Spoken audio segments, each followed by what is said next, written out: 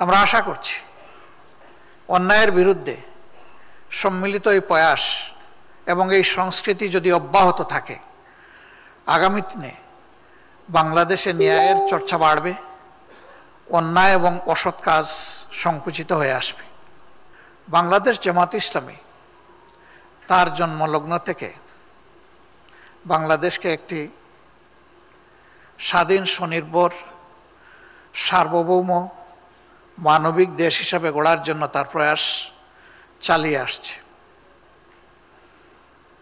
Bangladesh Jamaat Islami definitely দুনিয়ার শ্রেষ্ঠতম আদর্শ, কোরআনিক আদর্শের ভিত্তিতেই তার নীতি এবং কর্মসূচি পরিচালনা করে থাকে।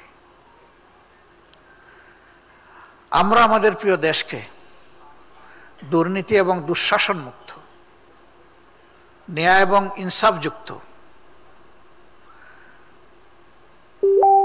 সকলের জন্য দল মত ধর্মের ঊর্ধ্বে উঠে সমান সাংবিধানিক অধিকার প্রতিষ্ঠার করার লক্ষ্যে আমাদের কাজ আমরা চালিয়ে যাচ্ছি।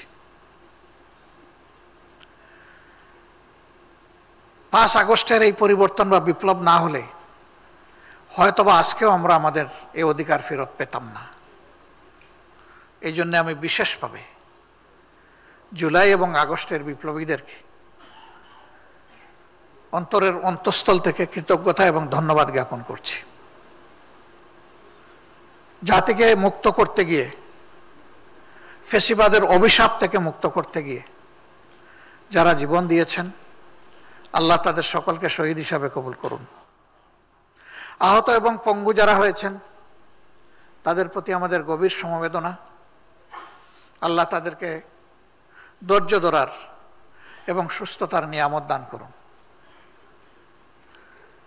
সম্মানিত সুধীমণ্ডলী এবং সাংবাদিকদের মাধ্যমে প্রিয় দেশবাসী,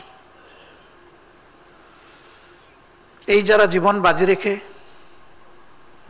একটা পরিবর্তনের জন্য লড়াই করেছিল,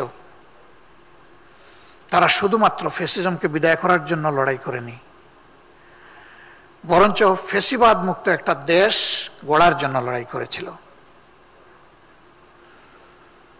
আনফরচুনেটলি ফ্যাসিবাদীরা বিদায় নিয়েছে, কিন্তু ফ্যাসিজম বাংলাদেশ থেকে এখনো বিদায় নেয়নি। তার কালো ছায়া এবং ভূত এখনো জাতির ঘাড়ে রয়ে গিয়েছে। এই জন্য প্রয়োজন হবে একটি অবাধ, সুষ্ঠু এবং গ্রহণযোগ্য নির্বাচন অনুষ্ঠানের, যার মধ্য দিয়ে একটি ন্যায্য সরকার গঠিত হবে, যারা জনগণের কাছে দায়বদ্ধ থাকবে।